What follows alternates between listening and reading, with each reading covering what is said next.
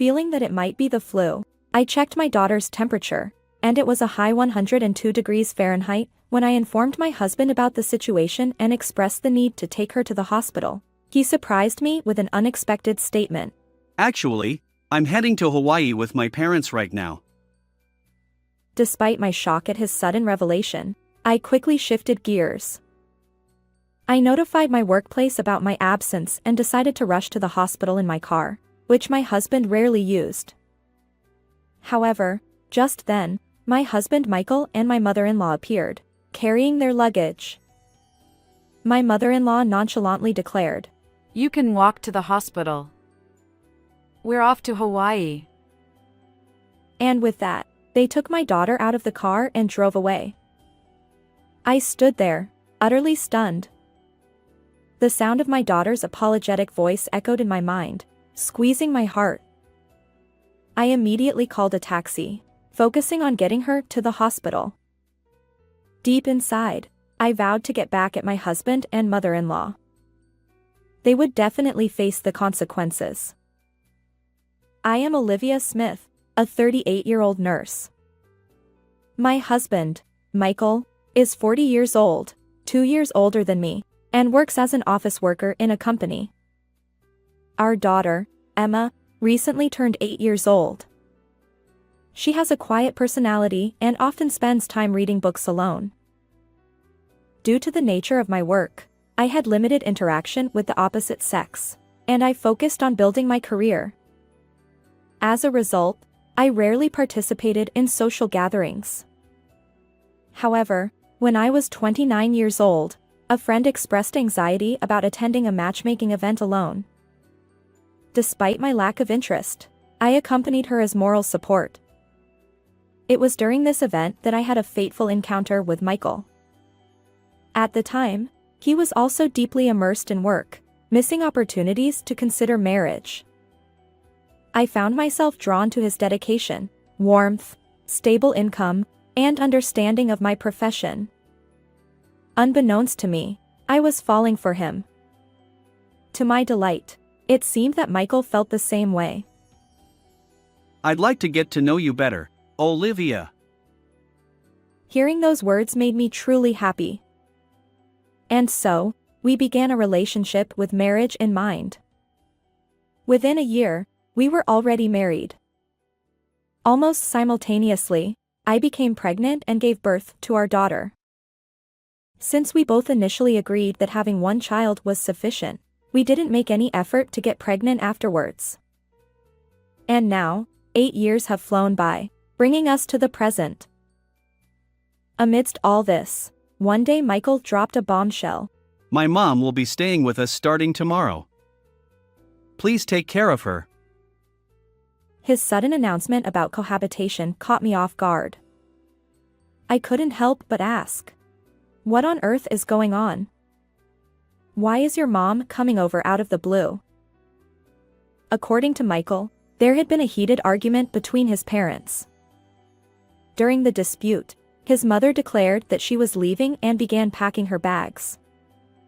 Naturally, the only place she could turn to was her son, Michael. So, abruptly, it was decided that she would be coming to our house tomorrow. Even my own parents had never considered living together, so I naturally opposed the idea. I argued, "Unless she needs caregiving, it's absurd for her to show up here like this just because of a disagreement with your dad. Are our circumstances completely irrelevant? Think this through." I expressed my frustration. But Michael responded with visible displeasure. "Is living with my mom really that unpleasant for you? Well, I didn't expect you to be so cold." I couldn't directly challenge his words, and Michael's intimidating demeanor left me trembling. His face at that moment was truly terrifying. Unable to find my own words, I resorted to glaring at him. As I remained silent, Michael arrogantly declared, "Resisting is futile. Quickly prepare a room for my mom." "However, our home is a rental property, and accommodating a new housemate requires approval from the landlord or property management company. Contractually, I am responsible for handling such procedures. Additionally, in a home suitable for our family of 3, including our child, there are no vacant rooms. There's no available room even if you say that, I explained. But Michael remained unfazed. Then let's open up Emma's room. She can spend time in the living room. Wait. Are you taking our daughter's room away? She's just an elementary school student. It should be fine. Besides, monitoring her homework in the living room is possible. It's not uncommon for elementary students to lack their own rooms, right? Consider it part of her education. He replied nonchalantly. This was absurd. Clearly, it was my husband and mother-in-law's selfishness. Yet, Michael stubbornly refused, and Emma ended up living in the living room for a while. Faced with my husband's heartless proposal, I could only stare in shock. I felt pathetic for not being able to protect my daughter. Why prioritize your mom over Emma? I asked. Michael responded with an annoyed expression. Don't interfere with my filial duty and gratitude. This decision is final. The discussion ends here. However, accepting cohabitation based solely on that reason was out of the question. While I understand that your mom has nowhere else to go, we have our own lives. Can't we reconsider living together? I persisted, repeatedly protesting. But Michael's decision remained unchanged. And when our daughter returned from her extracurricular activities, my husband said, Your room will now be used by Grandma. So clean it up immediately. I tried to interject, but Emma assured me that she was okay and proceeded to move her belongings to the living room. Watching her obediently comply without any protest, my heart ached. Simultaneously, anger toward my husband surged within me. Michael had become increasingly indifferent to household chores, contributed nothing to our living expenses, and frequently returned home late. Despite my daughter being only 8 years old, I had endured, believing that she needed her father. But this incident felt like a turning point. The next day, as promised, my mother-in-law arrived. However, the moment she stepped inside, she began complaining. What's going on here? How can anyone live in such a cramped space? Michael! Are you even listening? She stood at the entrance, fuming. Coincidentally, our neighbor returned home and observed the situation. Feeling flustered, I quickly put on a polite smile. When I checked with the property management company about my mother-in-law staying with us, they informed me that for short durations, no special procedures were necessary, just a notification would suffice.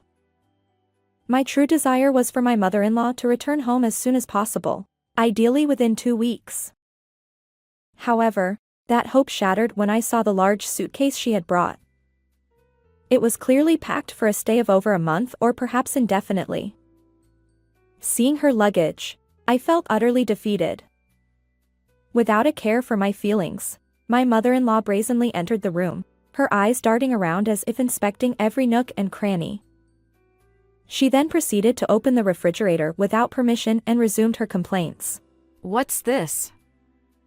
The fridge is practically empty. When you know your husband's mother is coming, you're supposed to stock up on groceries and snacks, ready to serve anything at a moment's notice. Or do you normally live such a frugal life? Are you wasting your husband's money? Her complaints flowed effortlessly, and I couldn't help but be slightly impressed by her ability to criticize. If there were a championship for complaints, my mother-in-law would likely win. Initially, I had planned to go grocery shopping today, but her unexpected arrival disrupted my schedule. I had rushed to tidy up after work, leaving no time for shopping. How about ordering takeout since I'll do the shopping properly tomorrow? I suggested.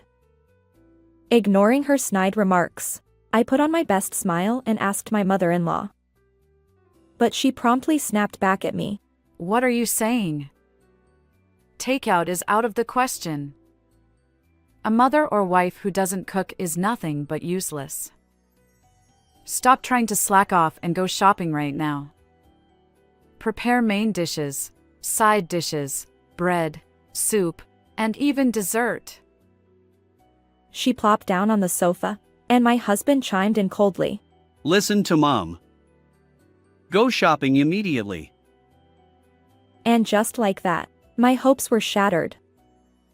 Reluctantly, I went to my room, grabbed a reusable bag, my purse, and left the house. After buying a large amount of groceries at the supermarket, I returned home about an hour later. To my surprise, a startling scene unfolded before me. While I was out shopping, my daughter had been doing her homework in the living room. However, my mother-in-law was now standing behind her, glaring at Emma with an expression akin to a demon. How many times do I have to tell you? You're such a dim-witted child. My daughter looked like she might burst into tears any moment. Panicking, I stepped between them. Wait, please. Don't be so angry. What's wrong with me? Don't interfere with my educational methods. If she's falling short, I'll scold her. That's the basics.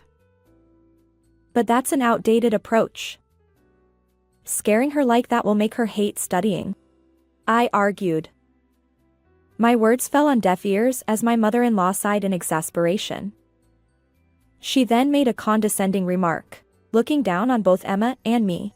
It would have been better if Emma took after smart Michael. Seeing my daughter's downcast expression, I quickly reassured her. It's okay, Emma. You can go at your own pace. Then, I shot a stern look at my mother-in-law. However, she remained unfazed.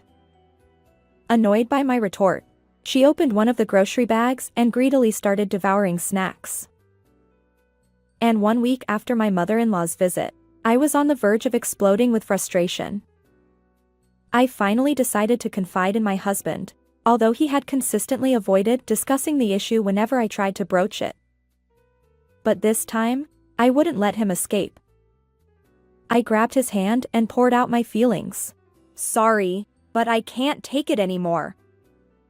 It's high time your mother left. I can tolerate her snide remarks, but now it's affecting Emma too. My husband scowled and retorted in a firm tone. Why can you say something like that? You're in a position where my mom helps with household chores. It's unthinkable for you to act so high and mighty. Emma's struggles with studying might be because she inherited your genes. His heartless words finally pushed me over the edge. I couldn't bear it any longer. Besides, my mother-in-law always put on a pleasant face in front of Michael. While I busied myself with housework, she would approach me with a smile and say, You don't need to push yourself so hard. I'll take care of the rest. Please rest. But despite pretending to help, she never actually finished anything, leaving me to handle everything. The routine was familiar. Just before my husband took a bath, she'd say kind words and pretend to cooperate. But as soon as he was out of sight, she'd delegate everything to me. Despite this reality, whether due to obliviousness or willful ignorance, my husband never stood up for me. Frustrated by his cluelessness, I finally confronted him with the pent-up resentment I'd been harboring for so long. In the end, your most cherished person seems to be your mom, not Emma or me, right? You can calmly watch your own daughter suffer unjust treatment from your mom. I wouldn't tolerate it even if my own mom did something like that. I'd cut ties. In response, Michael sneered. What are you talking about? Mom is always right. Unlike you, who merely attended a nursing vocational school, Mom and I have university degrees. Maybe Emma struggles with studying and sports or because she inherited your genes. She's genuinely pitiable. Seeing him laugh, something inside me snapped. But I thought it would be childish to get emotional at this point. I replied, ending the conversation. Maybe you're right. On another day, Emma, who usually woke up early, remained in bed. Worried, I went to her room and found her feeling unwell.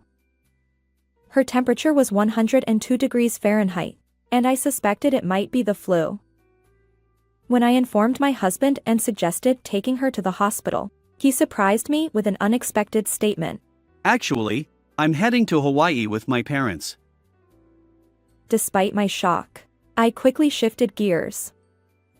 I notified my workplace and decided to rush to the hospital in my car, which my husband rarely used. But just then, Michael and my mother-in-law appeared, carrying their luggage. My mother-in-law declared, You can walk to the hospital. We're off to Hawaii. They took my daughter out of the car and drove away. I stood there, utterly stunned. As Emma apologized, I called a taxi and focused on getting her to the hospital. And in my heart, I vowed to get back at my husband and mother-in-law. They would definitely face the consequences. They probably never expected me to take such resolute action. With their punishment in mind, I continued to silently condemn them. And 2.5 hours later, despite growing tired of Michael's repeated calls, I reluctantly answered the phone. His voice trembled as he sought help, explaining that he had been in an accident on the way to the airport. Why did this happen? What were you doing with my car?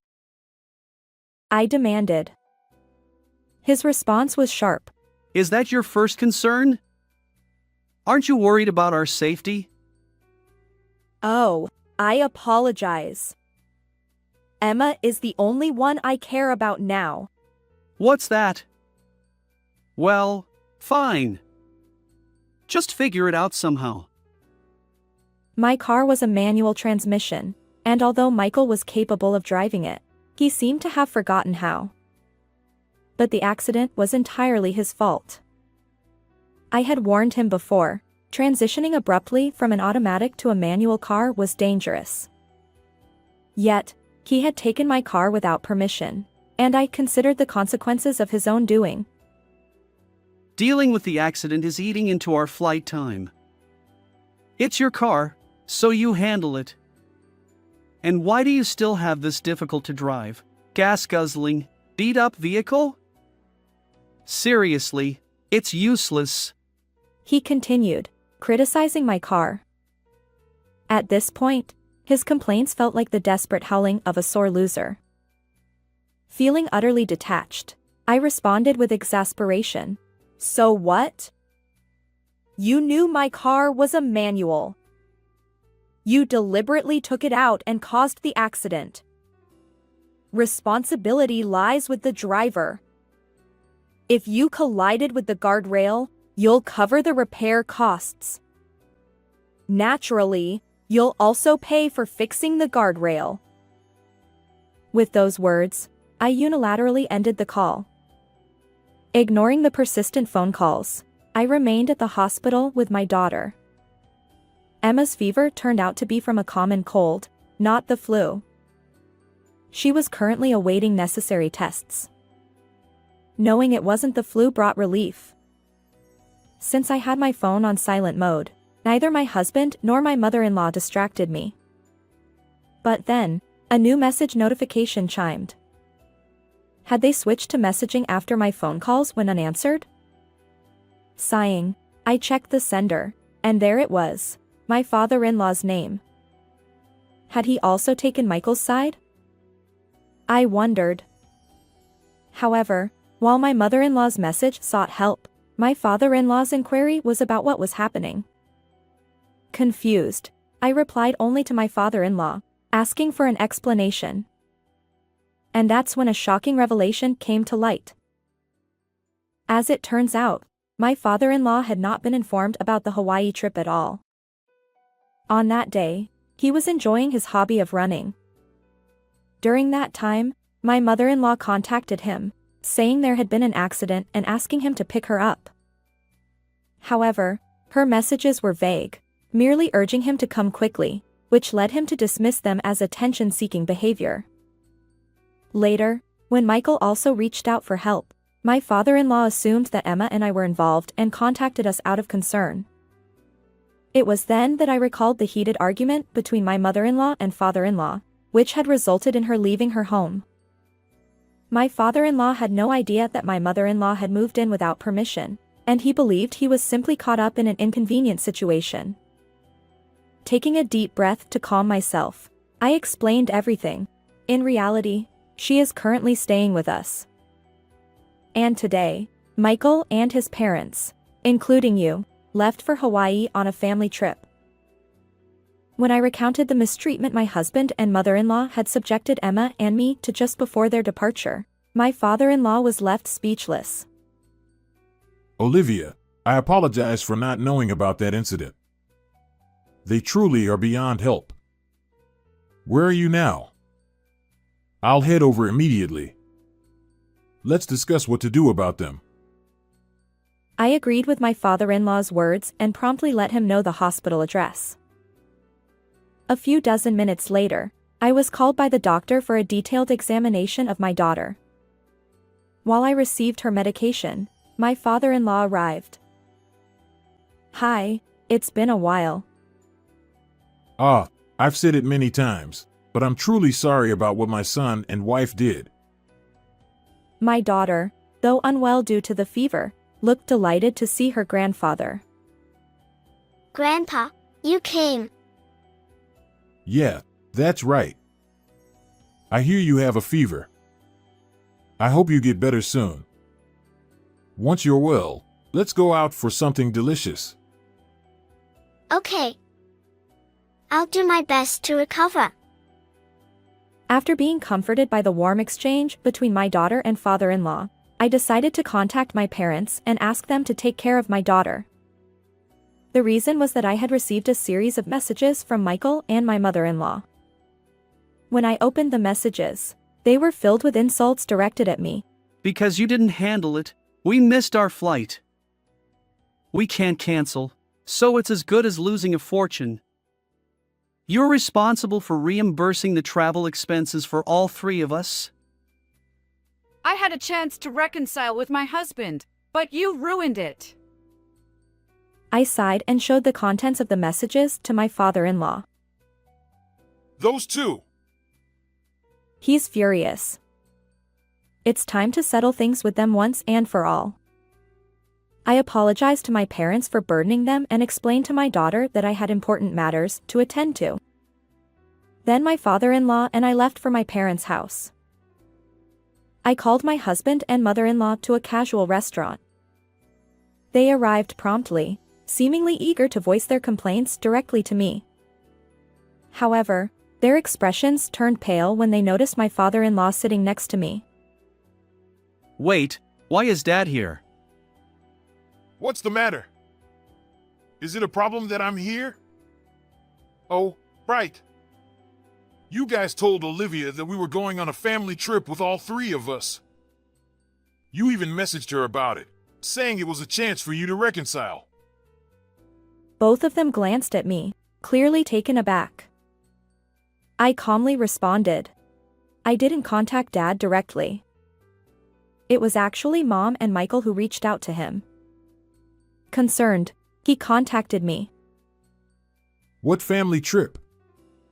Why am I suddenly part of this trip? Well. Mother-in-law and Michael were visibly flustered, trying to come up with excuses.